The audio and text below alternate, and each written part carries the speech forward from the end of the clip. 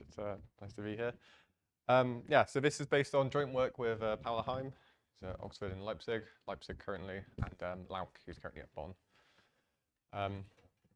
Yeah, so I want to start with a sort of meta question. So if we have some object, let's call it A, maybe, or X. So X is some mathematical object inside, say, some class of objects A, and we want to understand the properties of X, then morally, what we often try and do is look at the automorphisms of it. Symmetry is a very fruitful thing to understand, right? This is an idea that goes back to Galois, for example. So what we say, we want to understand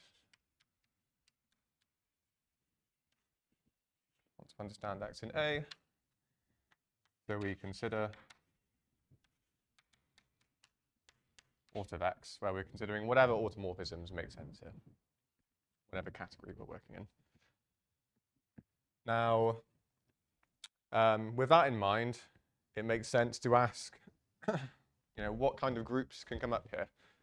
So a sort of meta question is, for which G does there exist X in A such that, say, aut of X is isomorphic to G?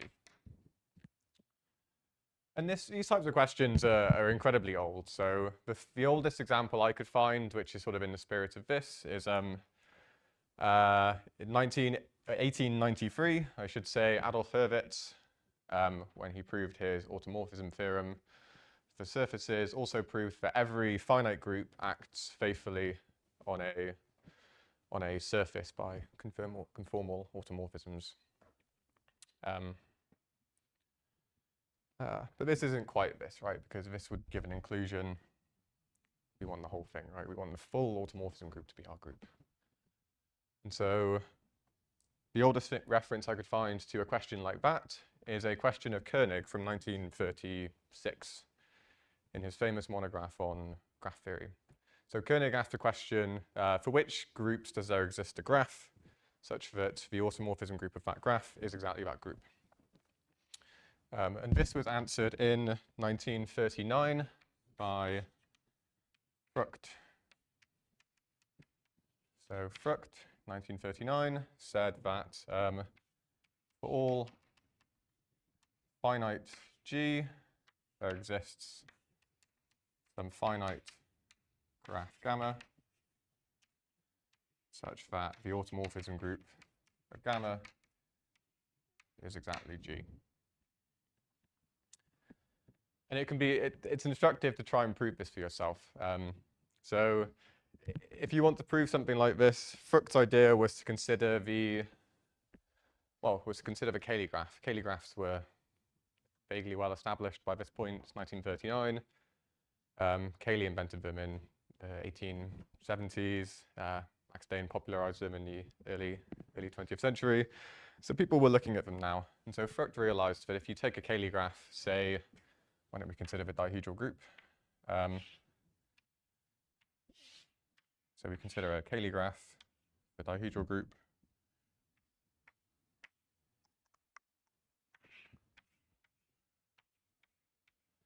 Then the group of label-preserving automorphisms of this graph is exactly the group whose you were studying in your original point. And so now if you want to sort of drop this label-preserving charade, we simply replace labeled edges with suitable gadgets, right? So we could do something like, draw the same graph. We do something like replace a green edge going this way with something which is kind of directed, but unique to green. So maybe I subdivide the edges like this. I maybe add an edge like that.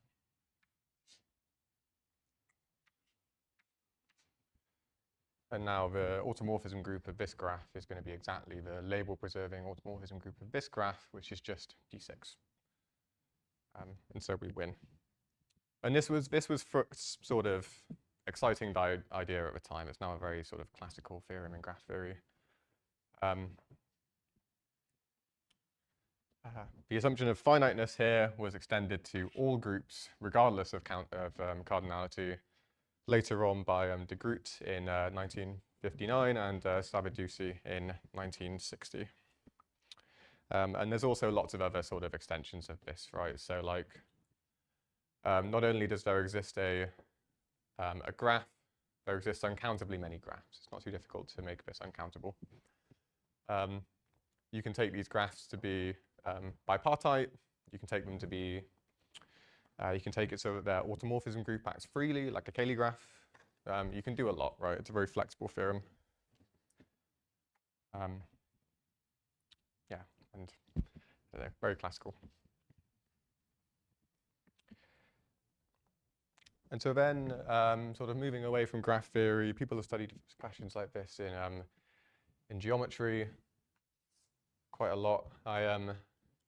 I mean, there's a lot of theorems that I could state here right now, so I'm not going to state them all, but I will state one, which I think is quite fun. So a theorem, so this is due to Greenberg, Kojima, and Belilopetsky, Lebotsky.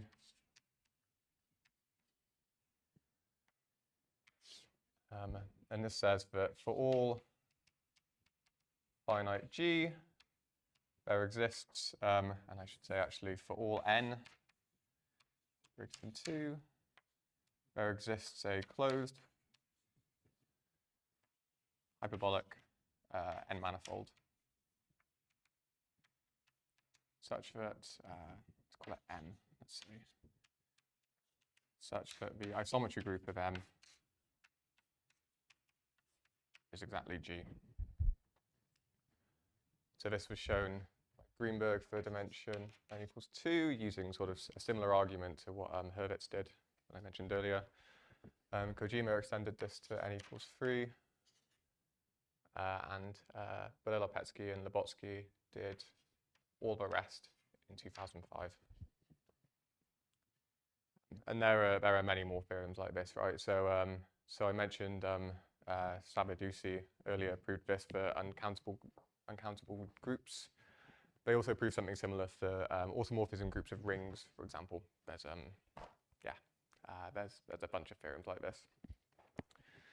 This is in general sort of a class of problems which one might call a realization problem.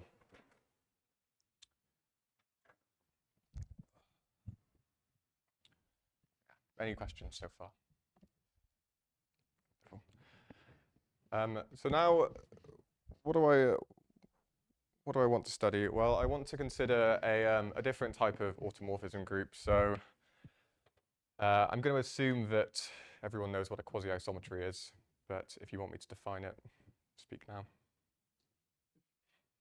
Wonderful, that's good. Long definition. So we consider a metric space. So let's let X be a metric space.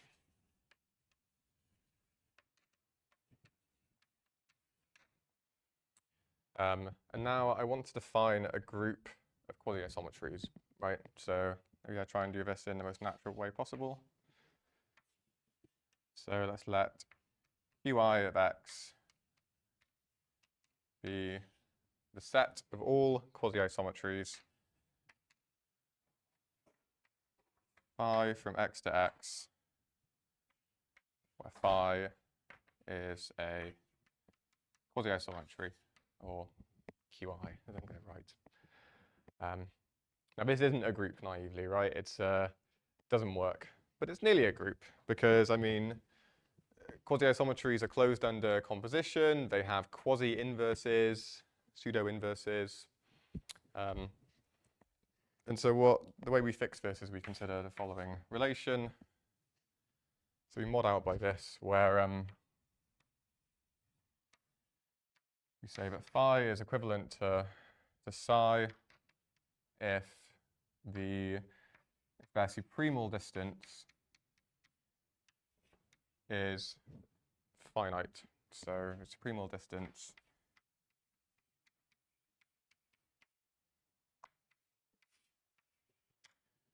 So they agree up to some bounded perturbation. And now this does become a group, right? Because we just have this operation, which is something like, we have the equivalence class of say, phi, and we want to compose it with an equivalent class of psi. Well, this is just this, right? It makes complete sense as a group operation.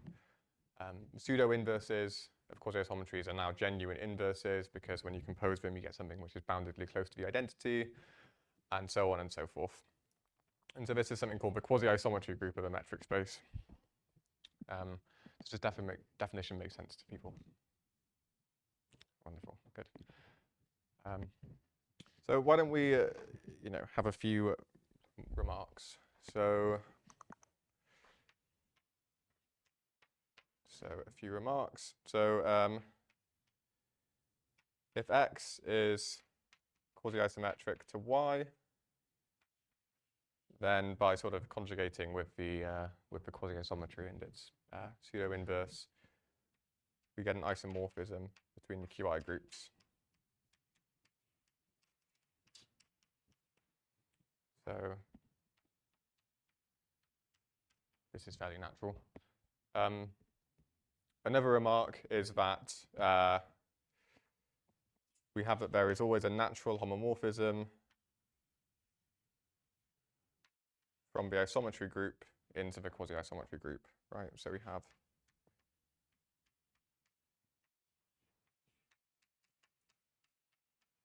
and this is just the homomorphism which sends an isometry to its equivalence class, because of course all isometries are quasi-isometries. So this is actually surprisingly important, this homomorphism, and it will be important later on. Maybe more remarks. Say if X is bounded, try and write a bit better. If X is bounded, then we end up with a trivial QI group. Right, because everything is going to be a bounded distance from the identity by this definition, so nothing interesting happens. And then, this is kind of where the easy stuff ends. It's beyond this, it's all a bit of a nightmare. So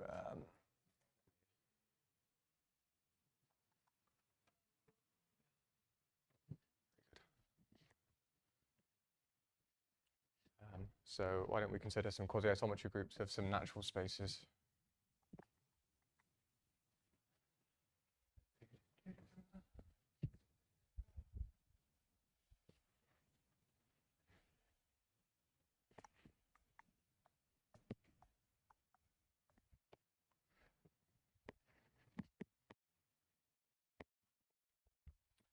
So let's do some examples. So example 1.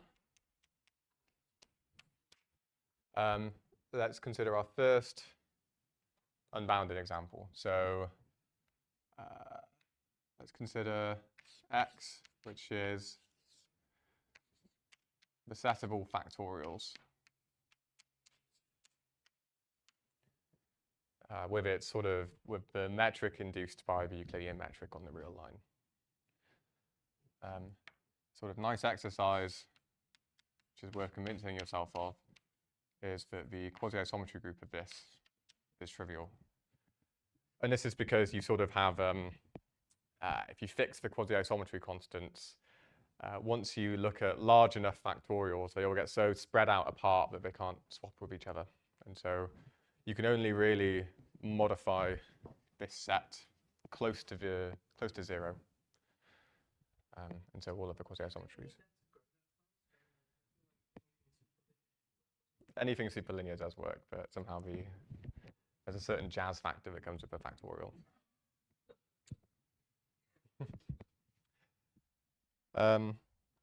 Another example, why don't we do something which is hopefully easy, right? It's the first topological space that we ever come across. Why don't we consider a QI group of the real line? And so this is a huge group. This is absolutely ginormous.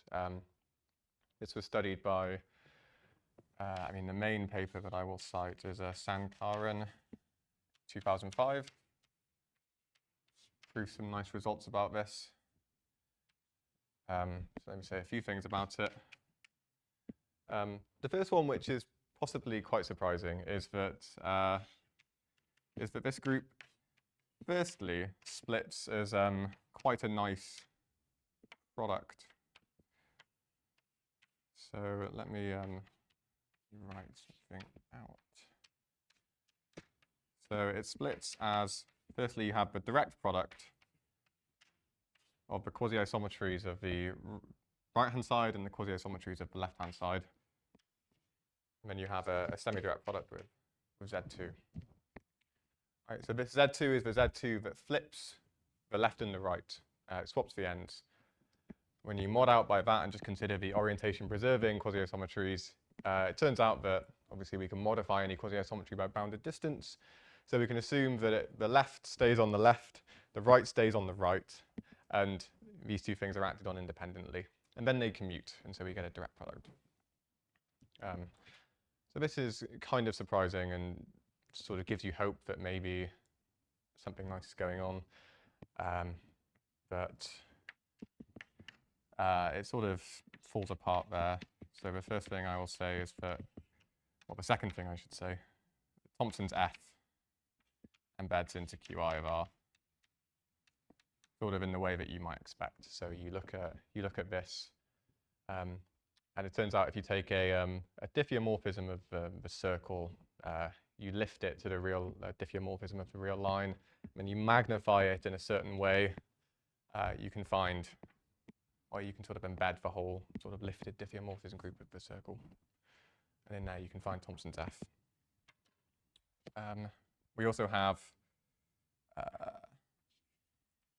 I'll write F, math frac C.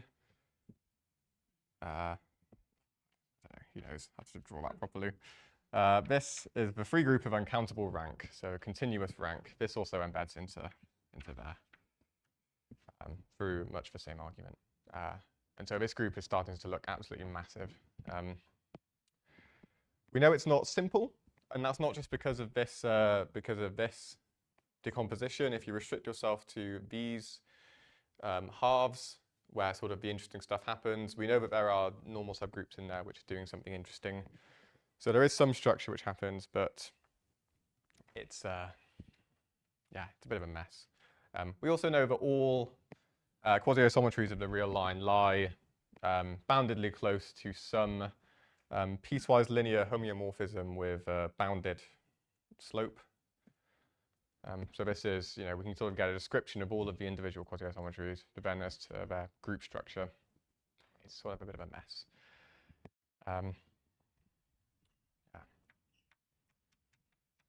Example 3, which I'll just sort of put on the board. So on Q, the QI group of Rn, for higher dimensions. This is a complete nightmare. Like we don't really know anything. We know it's not simple. We know that it contains certain diffeomorphism groups as subgroups. But apart from that, it's just we don't really know anything. Like, for example, what kind of amazes me is the following question is open. So I'll write it here, let's say. So question, given n bigger than m bigger than 1, is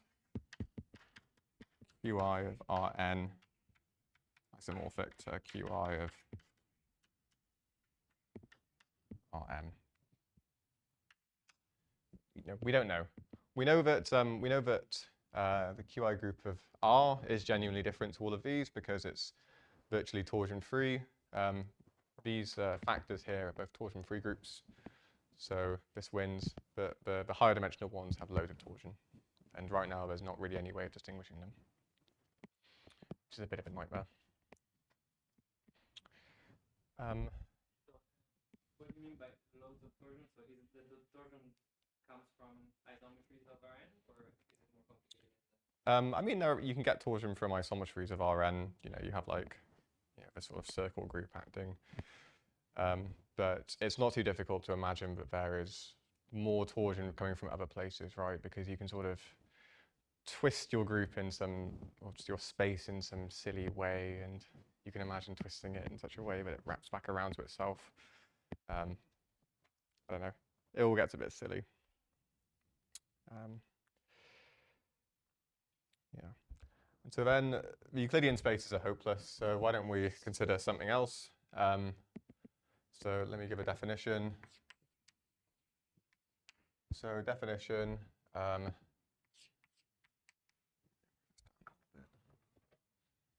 So the space X is said to be strongly QI rigid if the natural homomorphism I mentioned earlier, if this map is surjective.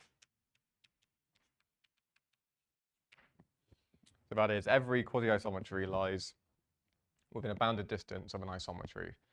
So that is to say, there is no interesting quasi-isometries. And this is quite a strong property, right? It's you're asking the world. But kind of miraculously, there are examples. So this is the following important theorem is kind of the inspiration for this work from Ponceau, 1987. So this says that the symmetric spaces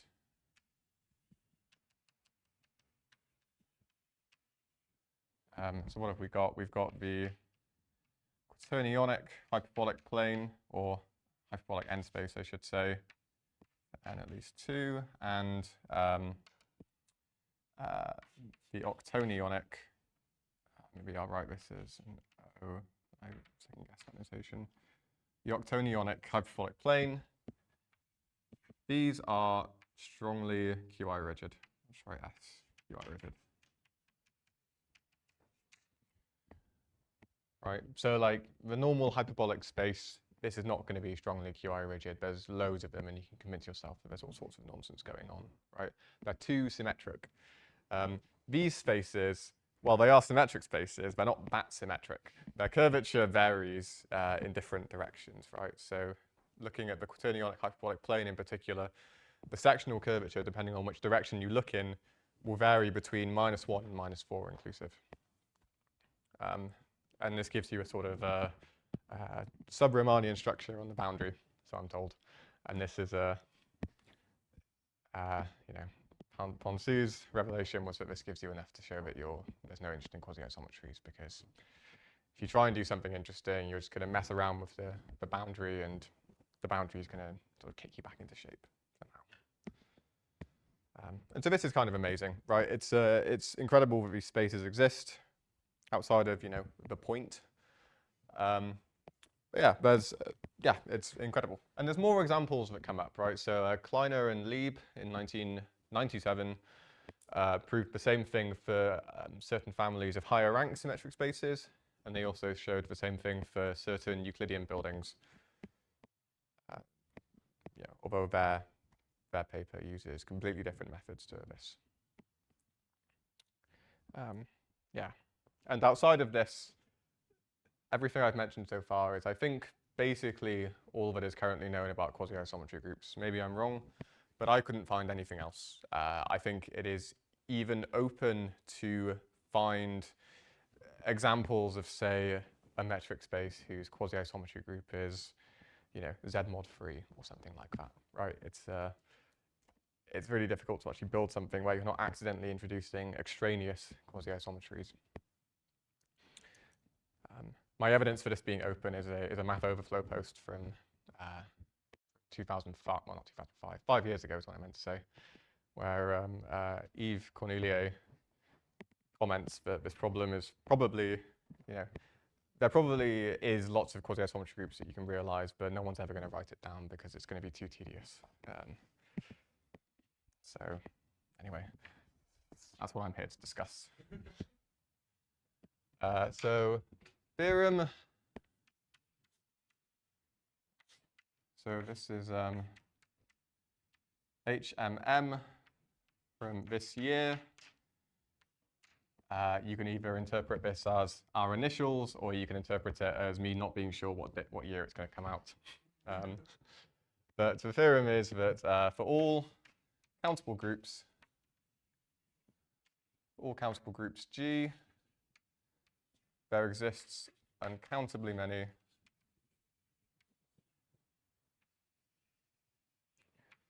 quasi-isometry classes of let me say proper, complete, geodesic metric spaces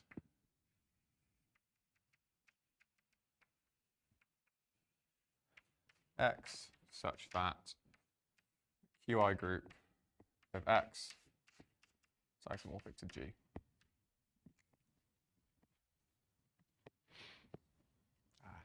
So yeah, there's lots of groups, lots of spaces, I should say. Yes. Yes, also Z mod free. So maybe we should state that as a corollary. But yeah, the idea of this is that it really goes back to, I mean, many things that I've erased already. So Ponceau's theorem is very important here, and also Frucht's theorem from many boards ago is also very important here. And the idea is that you want to take the idea is that you want to take a you want to take your group, and you want to first think about Frucht's theorem, and you want to build a bunch of graphs, uncountably many graphs, I should say, whose isometry group is exactly the group you started with. And you want these graphs to satisfy more properties for technical reasons. But then the idea is that once you have all these graphs, you're no longer really thinking about the groups, you're thinking about these graphs. And what we do is we construct graphs of spaces over these graphs such that there is a natural isomorphism between the quasi-isometry group of the graph of spaces and the isometry group of the graph. So I can spend some time explaining how this works. So let me give some definitions. So firstly, definition. So a graph of spaces, I should say a graph of metric spaces, really, if we're really interested in the metric. Graph of metric spaces is a tuple, which we'll use math BB X for, where we have gamma, some XVs, some YEs, and a bunch of alpha E's, where, what have we got? So gamma is going to be a connected simplicial graph.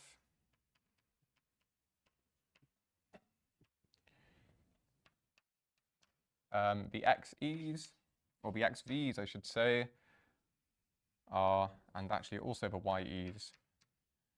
So these are, say, geodesic spaces. And the alpha E's are isometric embeddings of the YEs into the corresponding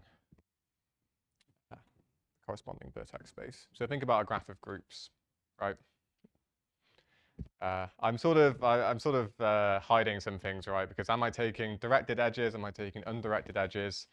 With the alpha E's, I'm taking directed edges, and with the YEs, I'm taking undirected edges, right? Just because I don't want to start talking about squalls, which I think is fair enough. But yeah, forgive me for this. So we have this graph of metric spaces. Then we define the realization a realization of it in the sort of usual way. So we take a disjoint union of all of the vertex spaces, VXVs, and we take a disjoint union of the YEs, but times by an interval, and we mod this out by a relation which says that, how do I want to say this? So I want to say that,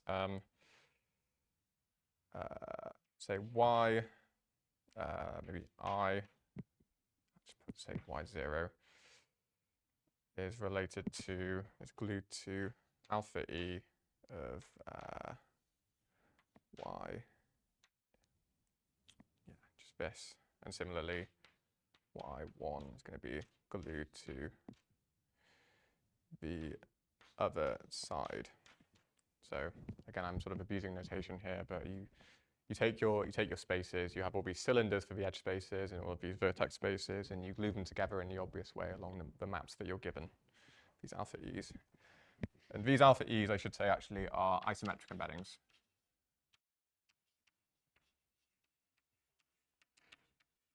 This construction makes complete sense without assuming isometric embeddings, but we're dealing with metric spaces, it doesn't hurt to assume it.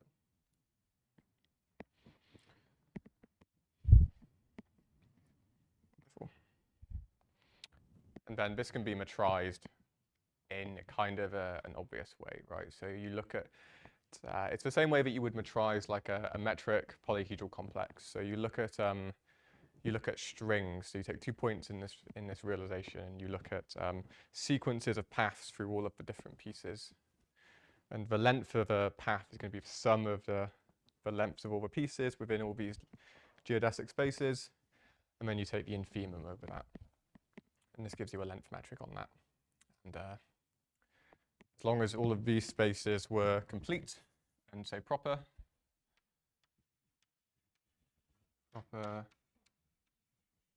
complete, and if the graph gamma is, let's say, locally finite, might as well assume this.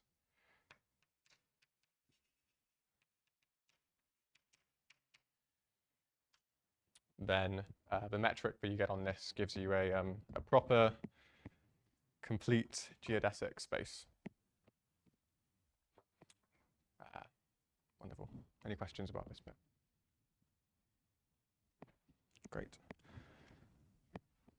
So what do I want to do now? So let's talk more about the other ingredients that go into this. So I just want to list some ingredients for reference in a second. So it'll be helpful to talk about this. So theorem first, I want to state a variant of Frucht's theorem, which looks kind of silly from the start, but it's helpful. So for all countable G, there exists uncountably many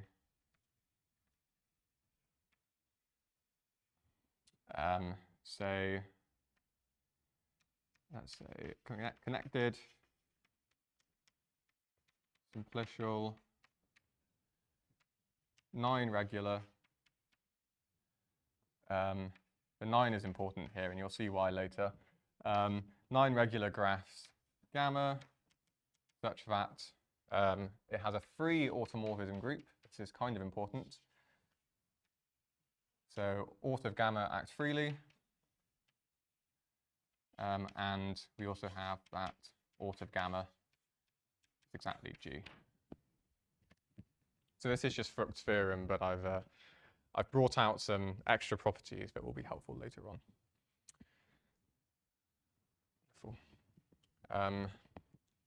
So the other theorem I want, yeah. Because when you talked about Frucht's theorem, you were mentioning K-graphs, and so for finite I see how these can be locally finite.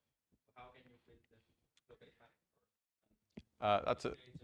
That's a very good question. So the fact it's countable is kind of important here, but the idea is that you I consider, say, a vertex of my Cayley graph, which maybe has uncountable or countable degree in particular. And what do? I blow this up into a graph, which maybe is like a line. And say this is like maybe labeled 1, 2, 3, 4, 5, 6. I blow it up into a thing like this, where maybe I give these new edges labels as well. Maybe I call it like A, B, C, D, and then as long as I sort of relabel my edges, as long as my new edges also have labels, I've preserved the automorphism group, or the label preserving automorphism group. Any other questions about this? That would be a great time for questions while I faff around.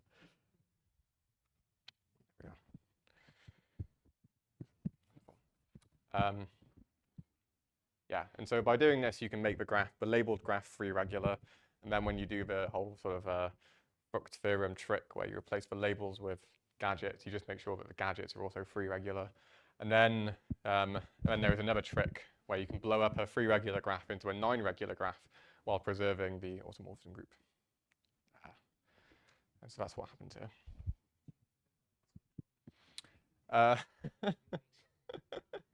9 is important for us because it's 1 plus 8, which is the dimension of the quaternionic hyperbolic plane.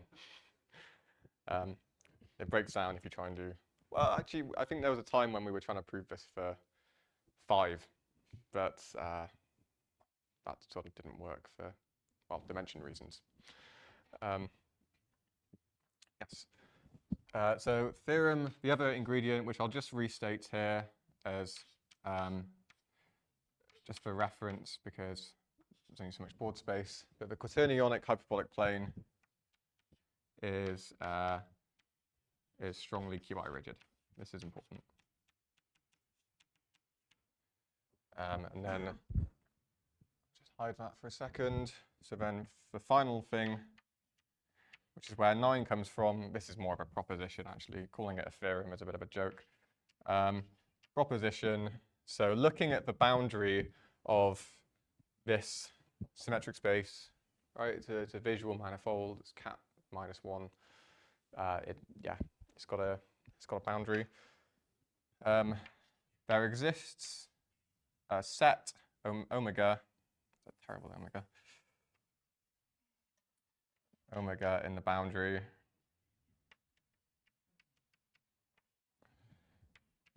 Such that we want 2 properties. Number 1 is that it's finite. So it contains 9 elements. This is where the 9 is coming from. And number 2 is that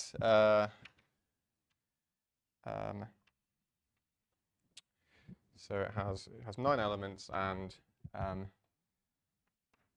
the pointwise stabilizer of omega in the isometry group of the plane, so acting on the boundary, is trivial. So what should we be picturing? Well, here's the quaternionic hyperbolic plane. Here's its boundary, which is a 7-sphere. There's a collection of 9 points, which you can imagine are sort of pins we're putting in the boundary. And the idea is that if you had an isometry which is fixing all 9 of those points, then it's trivial. There's no isometry which doesn't do this.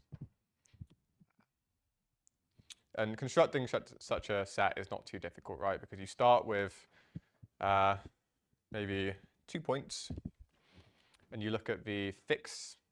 You look at the hull of those points, which is the smallest geodesic submanifold which contains those points in its limit set. This is, well, it's going to have dimension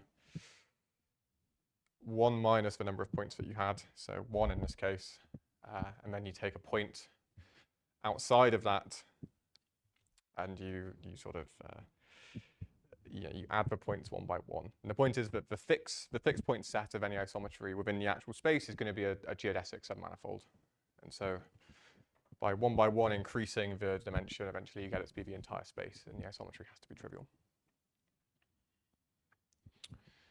Any questions, comments, concerns?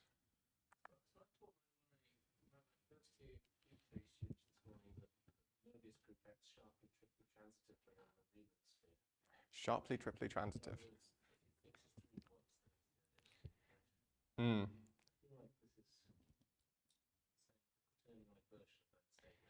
Yeah. It's yeah. I think that's a fair assessment. I remember someone teaching me that statement on Mobius transformations. I didn't make that connection, but maybe now I will.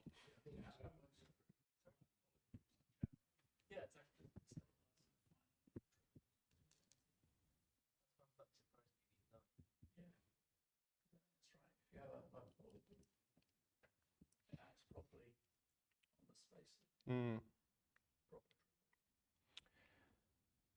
Yeah, okay. But this is are we talking like finitely generated hyperbolic groups, or I mean the isometry group of this is not finitely generated. It's like a Lie group. It's locally compact, but yeah, maybe there's something there. But even if you got the stabilizer to be, yeah, you know, if you take 3 points, the stabilizer is say compact. You don't know, maybe you take 4 points and maybe it's still just non-trivial but just compact and a bit smaller. 9 definitely works because of this trick of just upping the dimension. But yeah, maybe 9 is not optimal. It's a fair comment. Any more questions? Just suggesting in the spirit of there are spaces, there are hyperbolic groups with boundaries even like homeomorphically reaching. That exists. So, and there I think even like generating 2 points would suffice to Hmm. everything. You can just replace edges. I mean, which I'm guessing you're replacing vertices by hot space. Hmm. Yeah, perhaps. I worry about the 2 points because it's sort of, I think it's important that we have more than 2. But yeah, it's a very flexible construction, and I like the fact that people are realizing that it's flexible because the fact that we have countable groups here is simply an artifact of the fact that I needed this set to be, well, I needed this set to be finite. If you could somehow think about some like infinite dimensional hyperbolic space, you know, with like uncountable dimension, and you sort of found an uncountable set in its boundary which was somehow discrete and had similar properties, then you could make this work for uncountable graphs, uncountable groups rather. So there's a lot of room to play here, but this omega is the cheapest trick that works, and we're mathematicians, we love cheap tricks, right? It's yeah. Any more questions? Wonderful. So now that I've got my ingredients, we can start to cook. As it were. Yeah, that's my. You can see the ingredient list. So now let's draw some spaces.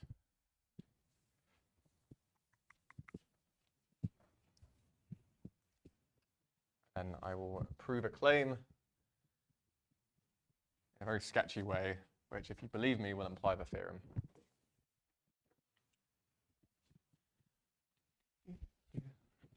And after that, I will state some intriguing questions, which I'm sure will keep you busy for weeks, I hope. So, yes. So now let's start with the construction. So what are we going to do? We're going to fix. So now, because of the theorem, I should have numbered these theorems. The theorem at the top, underneath the realization of a graph of spaces, we don't need to think about countable groups. We need to think about automorphism groups of connected simplicial 9 regular graphs with 3 automorphism group, right? This is now somehow an easier problem. So let's think about those instead. So let's fix gamma as above. And now I'm also going to fix omega in the boundary of my quaternionic hyperbolic plane as above. So maybe here it is again. Wonderful. So I'm going to take my, maybe I'll just draw 4 of them for now. Imagine that's 9 points. You know, after 4, you kind of get the picture. You know, maybe I'll also fix a base point, because that's always a good idea. So I'll just fix some arbitrary base point in here. And now for all, say, p in omega, I'm going to let gamma p be a geodesic from x0 to p. So something like this.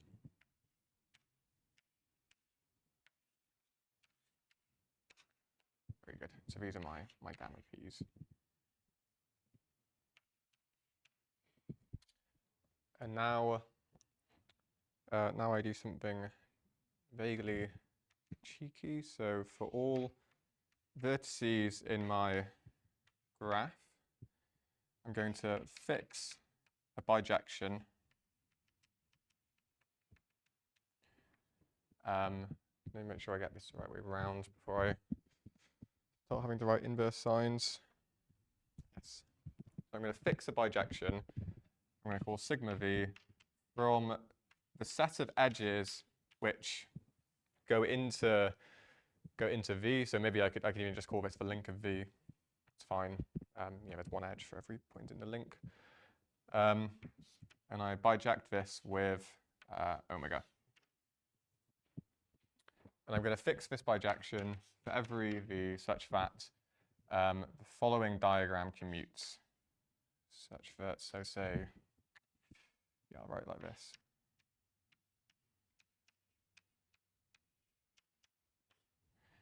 So if I have such that for all g in the isometry group of gamma, that the following diagram commutes. So this is maybe g acting this way. This is sigma v, and this is sigma gv. So if I'm at a vertex on my graph, I look at all the edges coming into me, and I have you know, I identify these edges with points in the boundary of the quaternionic hyperbolic plane, and then I act by an isometry of my graph. I'm at a different vertex. That's permuted. You know, that's giving me some other edges, which I'm now looking at under this action, and I want this to be the same, right? I want to know that if I go this way, I get to the same points. And the reason I can do that is because the automorphism group acts freely, like a Cayley graph, right? You can imagine coloring the edges, the incoming edges, and you're assuming that the colors are fixed, preserved. So now I do this. Very good. And so now I build a graph of spaces, right? So now I define, now I'm going to define something. So I define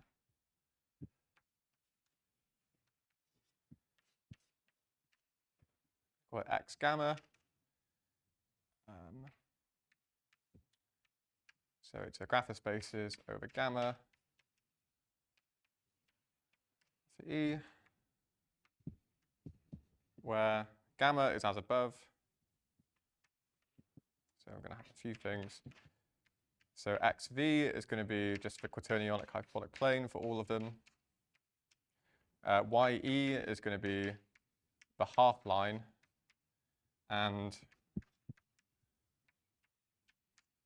alpha e, what's the best way of writing this?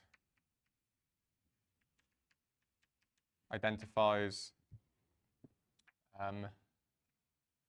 this with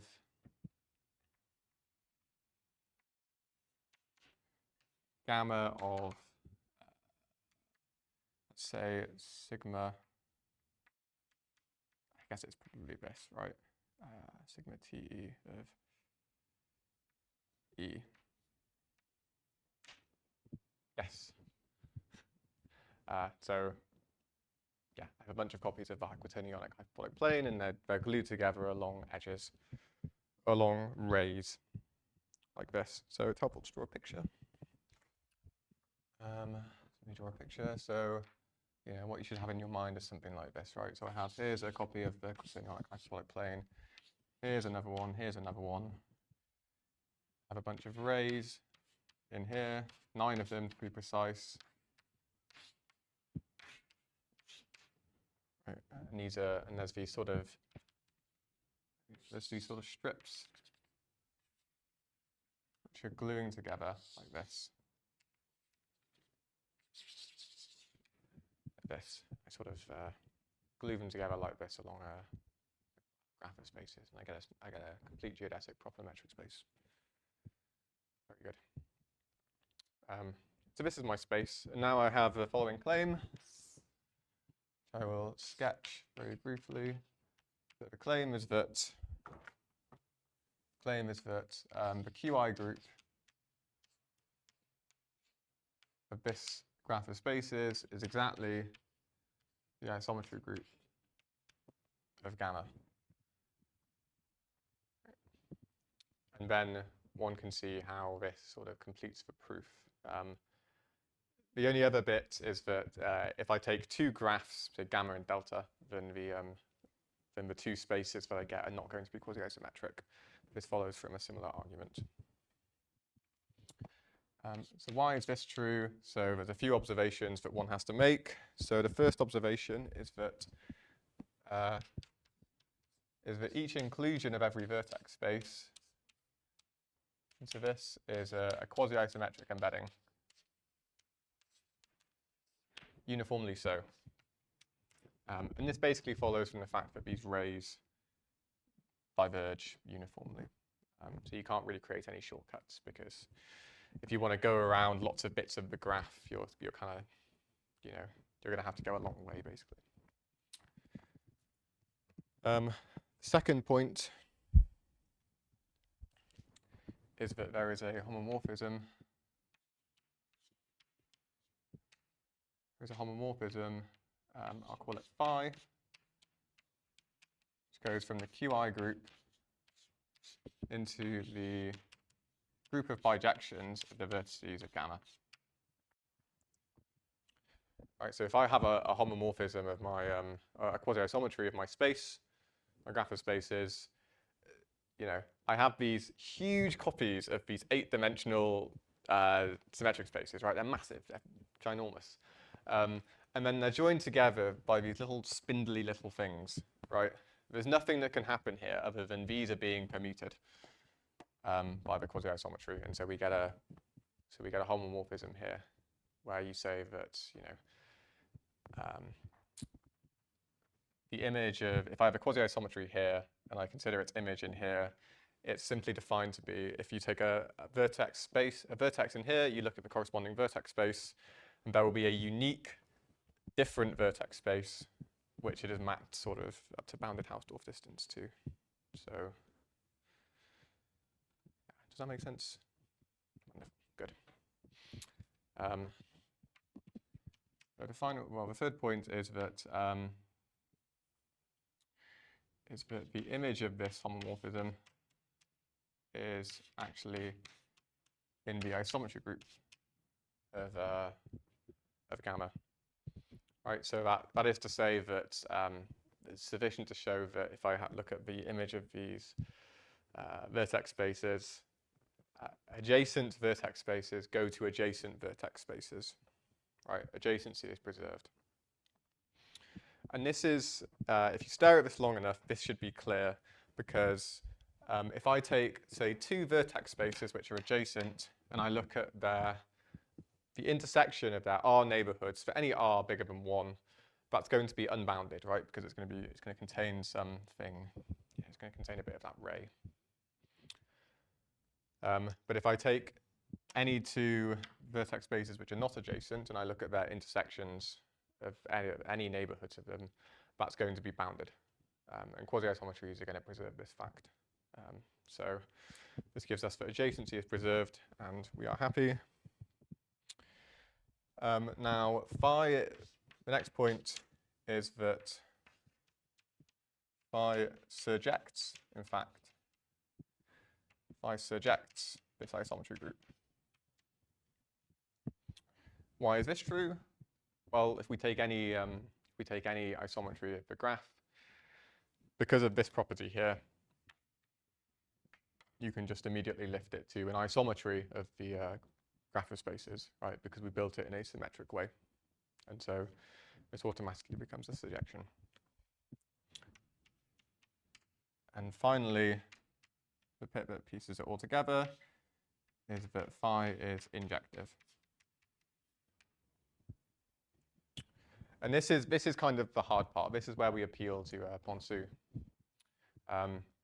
So if I take an element of the kernel of this, and I look at what's happening there, right? Being in the kernel of this thing means that all of the vertex spaces are being fixed by that quasi-isometry setwise, right?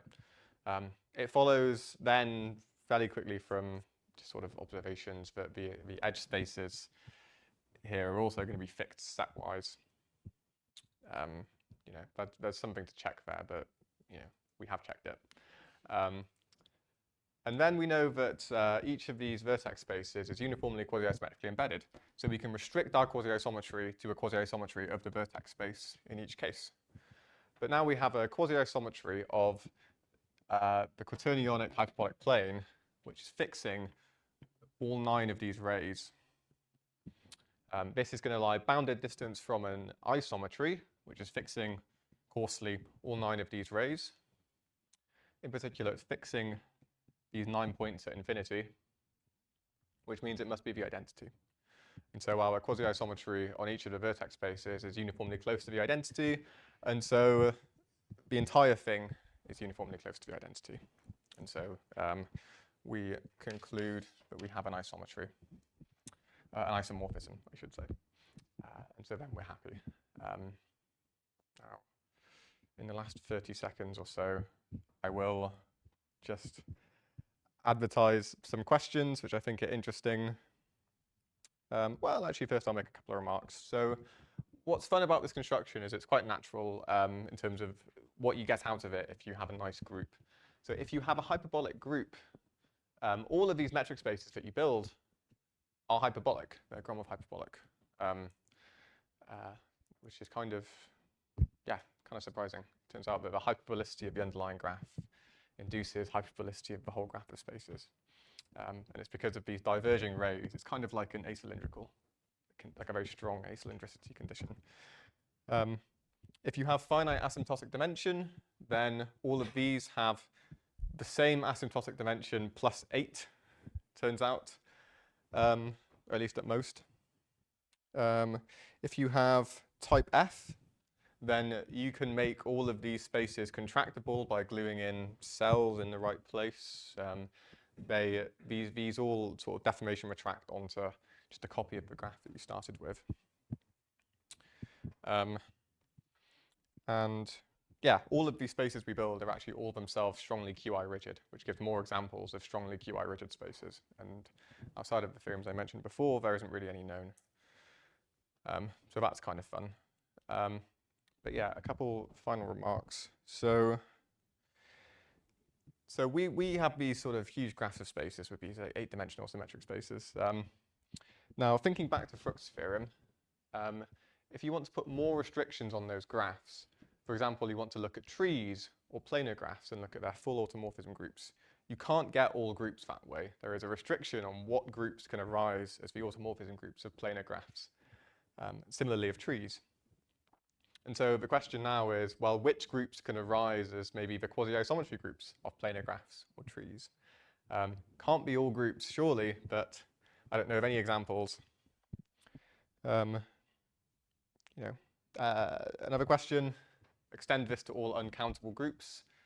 the same approach should work. We still have Frucht's theorem for uncountable things, but you would want to do this with some outrageous infinite dimensional space, and I don't know enough about those. And a small question that I want to just finish with is that QI groups, they feel like they have a topology. Isometry groups come with a topology, right? The compact open topology. But there is no topology on these QI groups that I've seen which is natural.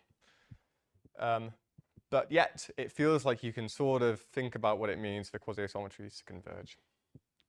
So my final question is, find the topology for quasi-isometry groups that makes sense. And I will stop there, thank you.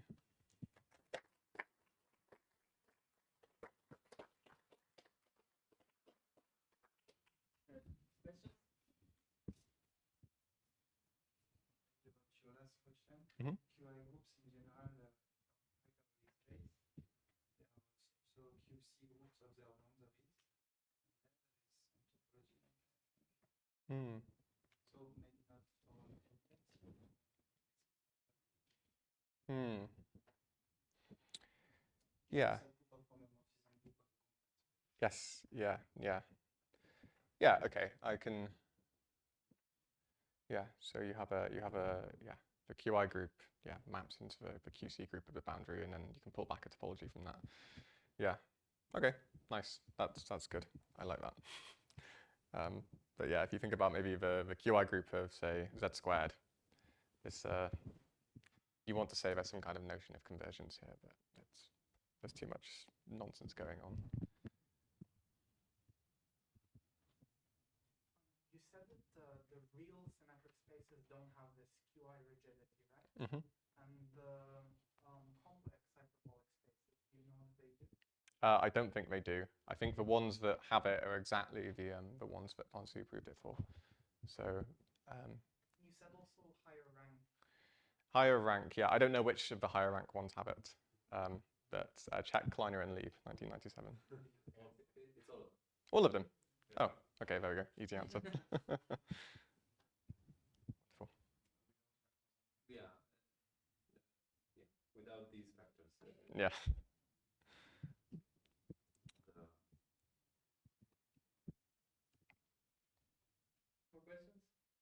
Have you thought about the question where you take heads with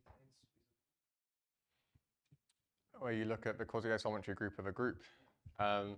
That's a very good question. Yeah, I don't know. Do any groups arise as their own quasi-isometry groups? That's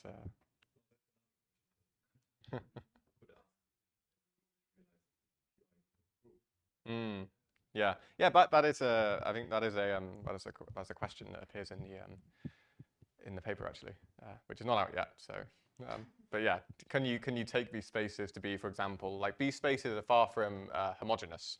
Can you take them to be vertex transitive graphs? Can you take them to be Cayley graphs? That's an interesting question. I have no idea how to approach that. more questions? For the injectivity part, how do you get from just being definitely close to the identity on each ball to being on the whole kind of potentially infinite space? Yeah, that's a good question, right? So it comes from the fact that if you take any point on my graph of spaces, you know, if it's already in a vertex space, then I know that it's only going to move to there, let's say, and I win. Because I know that on each ball, things aren't moving very far.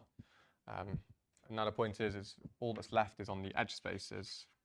If you're on an edge space, you know, you are close to a point on a vertex space. There's only like your distance, you know, at most one, actually a half from some point in a vertex space. And this doesn't move much. And so this can't move much at all, you know, by the triangle inequality. And so then you know that any point doesn't move much at all. Does that explain it? Yeah, I think I'm just mostly not sure about why they can't move that far on the balls. So if each ball has its own bound, why can't the bounds get arbitrarily? I see. It's because of Ponce's theorem is uniform. So if the full statement of this is that For all lambda epsilon, there exists a C such that any lambda epsilon quasi-isometry of HH2 from HH2 to itself is C close to an isometry. And so that gives you, and then the fact that these maps are all uniformly QI embeddings gives you uniform bounds in all of these. Yeah, does that help?